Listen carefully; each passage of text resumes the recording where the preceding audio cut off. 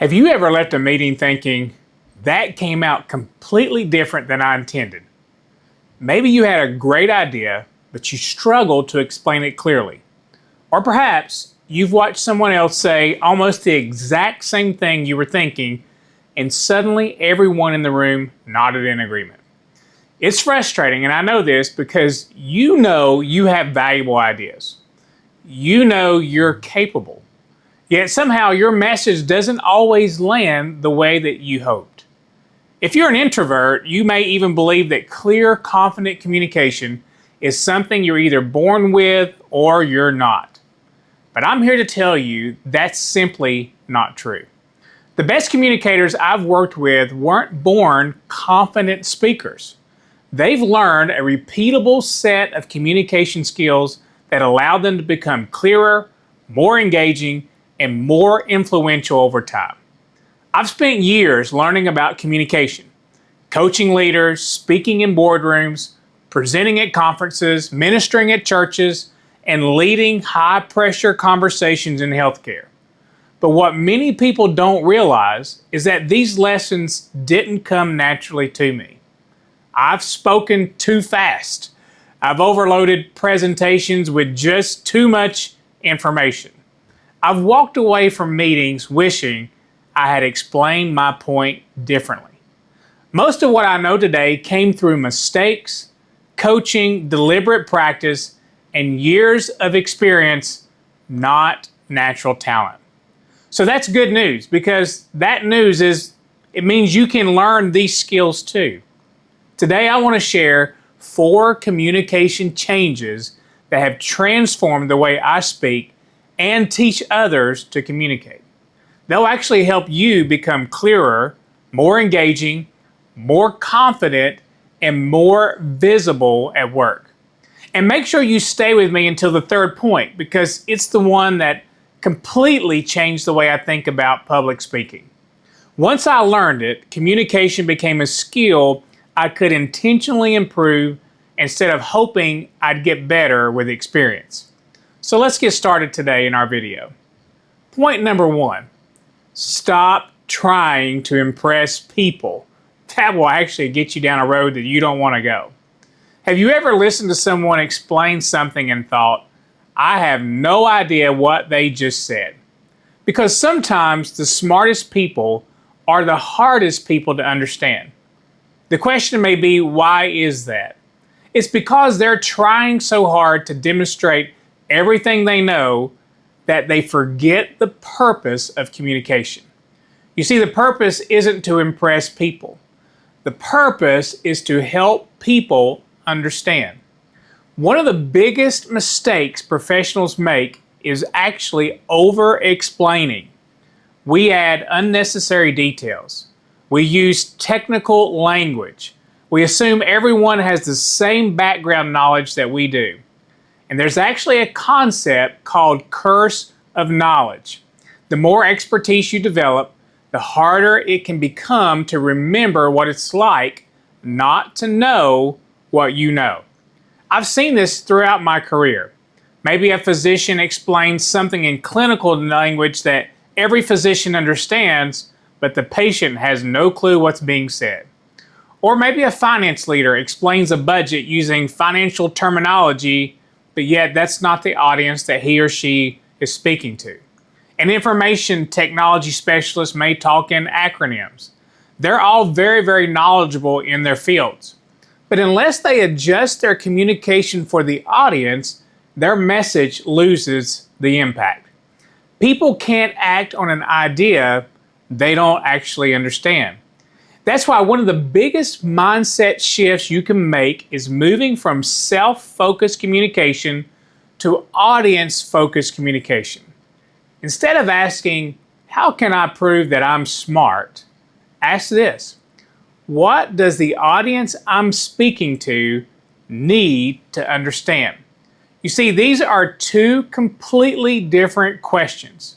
When you focus on proving your intelligence, you often communicate for yourself. But when you focus on helping others understand, you communicate for them.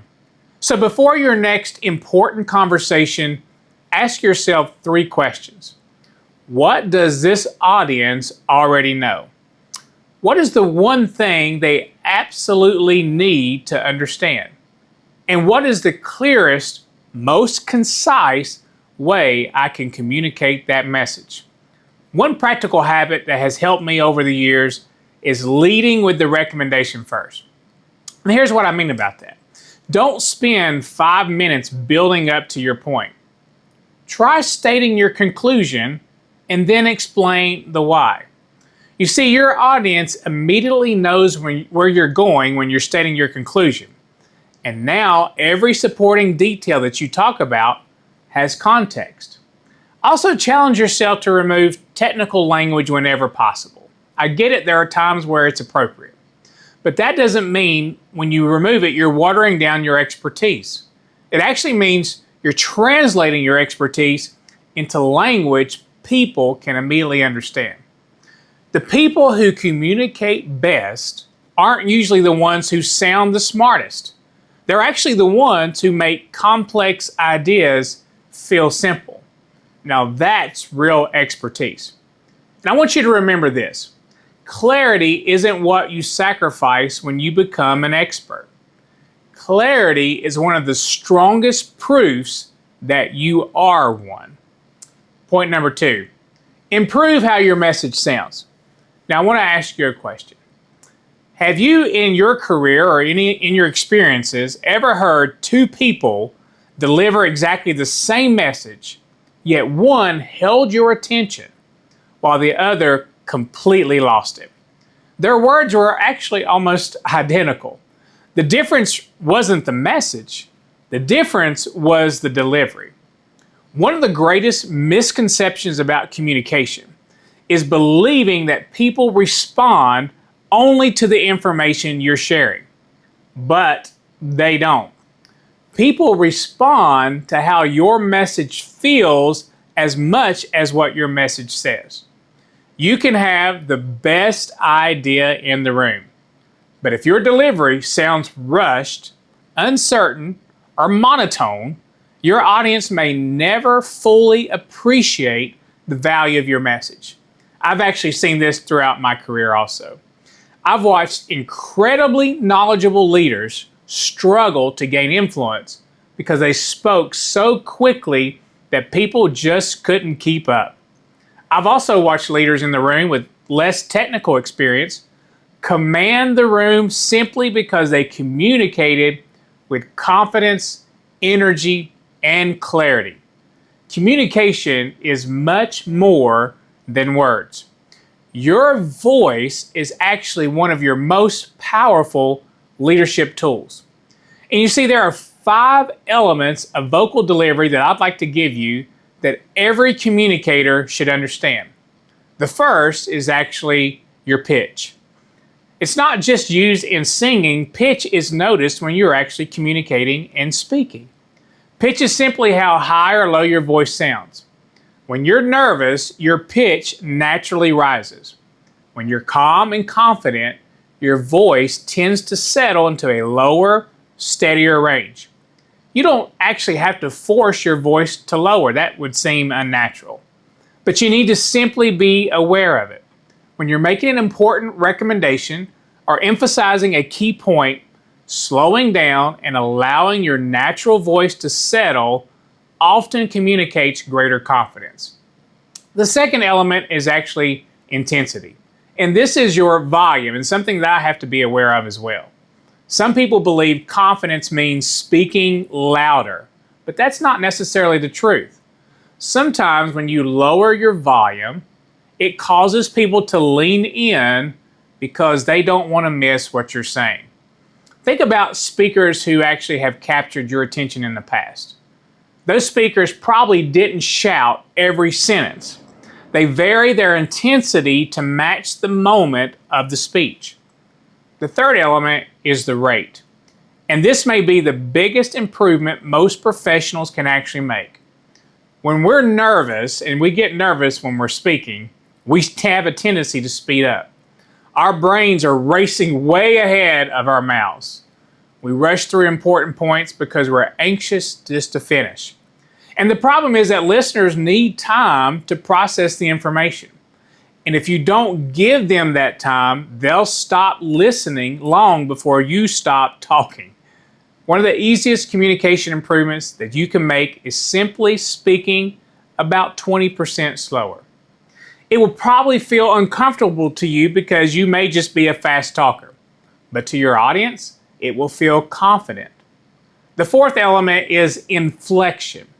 And inflection is where you place emphasis.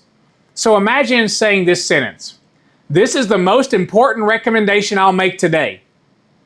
Well, if every word receives the same emphasis, that sentence suddenly loses its power. But when you intentionally emphasize most important, your audience instantly knows where to focus. Great communicators are actually able to guide the attention of the audience. They don't leave people guessing what's important. Finally, there's voice quality. And this is actually the unique character of your voice. And yes, you have a unique character. Some voices naturally sound warm. Others sound energetic. Others project calm confidence. You see, you don't need to imitate someone else's voice. In fact, trying to sound like someone else usually makes you sound less authentic. Your goal shouldn't be about imitation. It's becoming the best version of your own voice. So how do you improve in these elements? Number one, I would say start small. Two, I would say record yourself explaining something for just 2 or 3 minutes. And number three, then listen to that recording objectively. And while you're listening, ask yourself, did I sound rushed? Was I monotone? Did I pause long enough after the important ideas that I've been trying to use the inflection on? Did I emphasize the right words? And remember, you don't need to fix everything at once. Choose one of those elements. Then I would recommend to work on it for a week and then move to the next element that you need to improve on. Because small improvements actually become significant improvements over time. People don't simply hear your words. They experience your delivery. And sometimes changing how you say something is even more powerful than changing what you say. Point number 3, back to our list of 4 points. Treat public speaking like a trainable skill. And here's the mindset that completely changed the way I think about communication. You see, at one point in my life, I believed that public speaking was mostly natural ability. Some people are just simply gifted. Others are not. You just hope that maybe you get better with experience, or maybe that was the thought that I had, or actually is the thought that I had back in the time. You just get better with experience. But I want to just emphasize here, experience alone doesn't guarantee improvement. Think about that point. Someone can be driving a car for 30 years and still have bad driving habits. The same is true with speaking. You can give presentations for years and continue making the same mistakes over and over. You see, the difference isn't repetition. The difference is deliberate practice. Once I started treating communication like a trainable skill and I started studying it instead of a personality trait, everything started to change for me. Instead of asking, was that presentation good, I started changing my focus.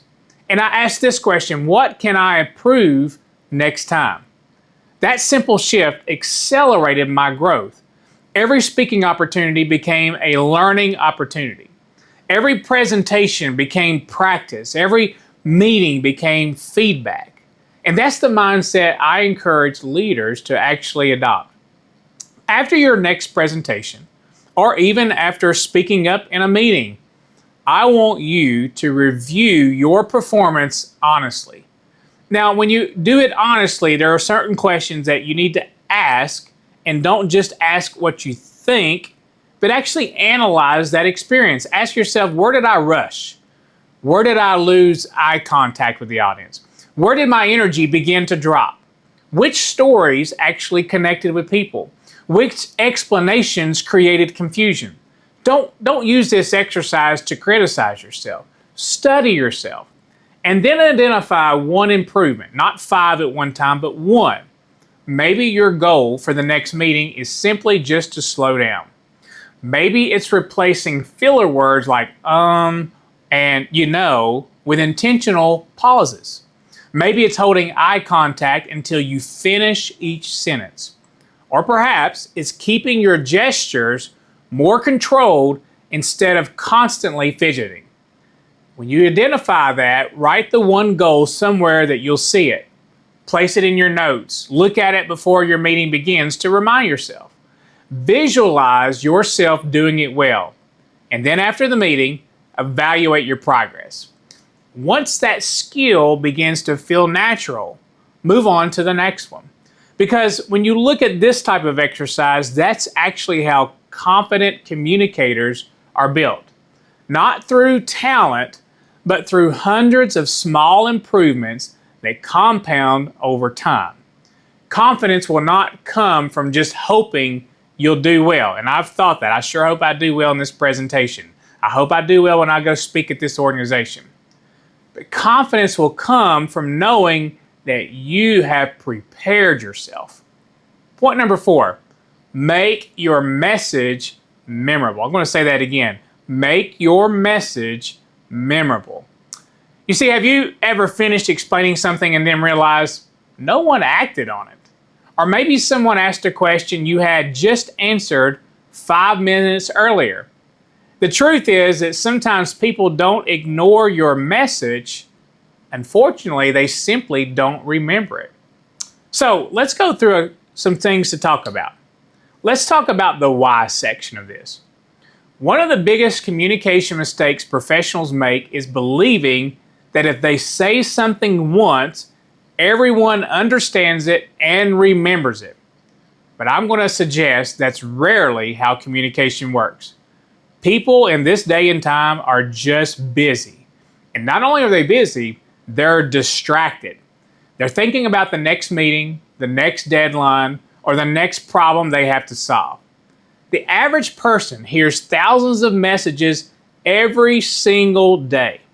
So if your message isn't clear and memorable, it quickly gets lost among everything else competing for their attention. Great communicators understand something important. People will rarely remember every detail, but what they'll remember is the big idea. That's why your goal isn't to make everything memorable. Your goal is to make one thing unforgettable. So let's talk about the what section of this.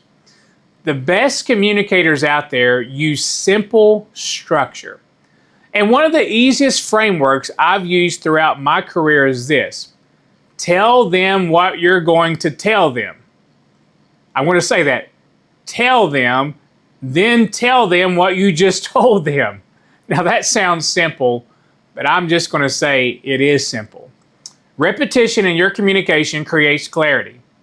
Another framework that I often use is I talk about a problem, I talk about solutions, and then I talk about actions. First, we have to explain the challenge. Next, explain your recommendation. And finally, tell people exactly what you want them to do. That's how ideas move from information to action. People who don't finish by telling them exactly what they need them to do will wonder why things never get done, but yet the people you're speaking to don't know the next steps. Let's talk about the how. Before your next presentation or meeting or important conversation, ask yourself one question. If people only remembered one sentence from what I'm about to say, what do I want that sentence to be? And then lead with that idea. Repeat it naturally throughout your presentation. And then finish by reinforcing it one final time. I've learned over the many years that people rarely remember every slide in a presentation. I don't remember every slide in a presentation. They'll rarely remember every statistic. I don't remember all the statistics. But they almost always remember the story. Or they'll remember the illustration. Or the one sentence that captured everything. That's why stories are so powerful. Stories help people remember information. Examples help people apply information. And clear action steps help people do something with the information. As leaders, our responsibility isn't simply to transfer knowledge. It's to create understanding with those we're speaking to.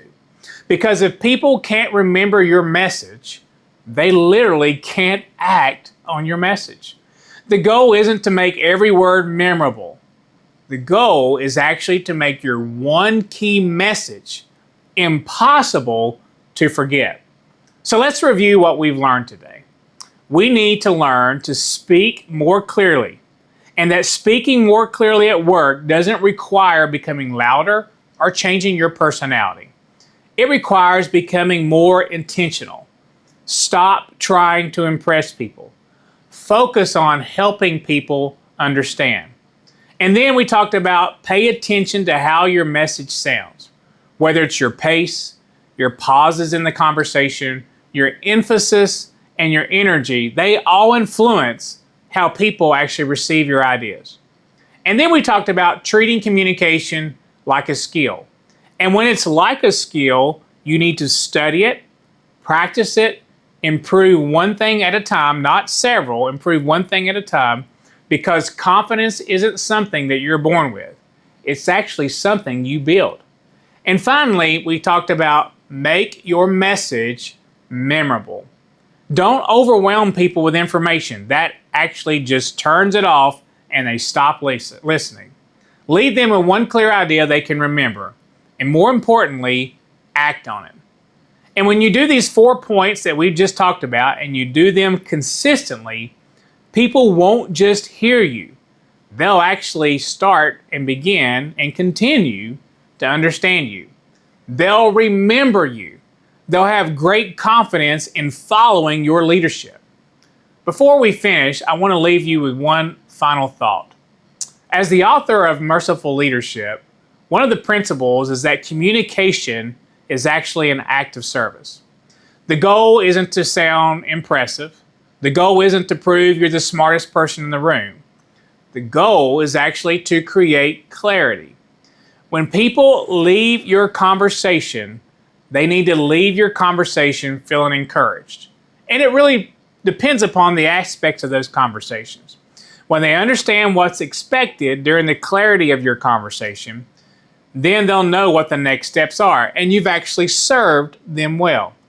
Clear communication builds trust with you, and trust is the foundation of great leadership.